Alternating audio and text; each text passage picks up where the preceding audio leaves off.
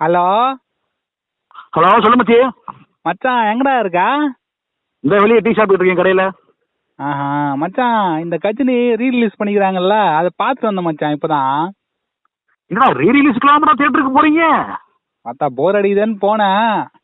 ஆ first வாட்டி படம் பார்க்கும்போது எனக்கு தெரியல மச்சான். ஆ ரெண்டாவது முறை இப்போ பார்த்தேன் பாரு, எனக்கு ஒரு ஐடியா வந்துச்சு மச்சான்.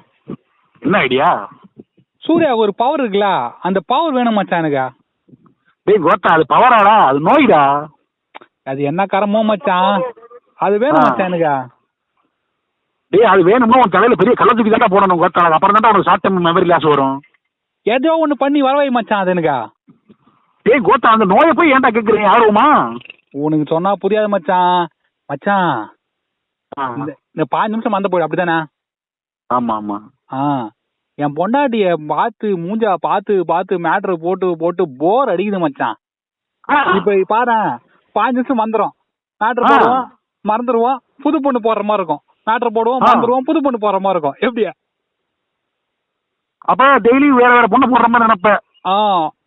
டேய் கோத்தா, தக்குரி முட்டா ஷார்ட் டைம் மெமரி லாஸ்னா உன் மூளை தான்டா மறந்து போகும். சும்மா குஞ்சு திரும்ப 15 நிமிஷம் ஒரு ஆட்டம் எந்திரிச்சிட்டாவா இருக்கும் கோத்தாலாக்கு. ஐயோ, அப்ப எப்படிதான் மச்சான் பண்றது?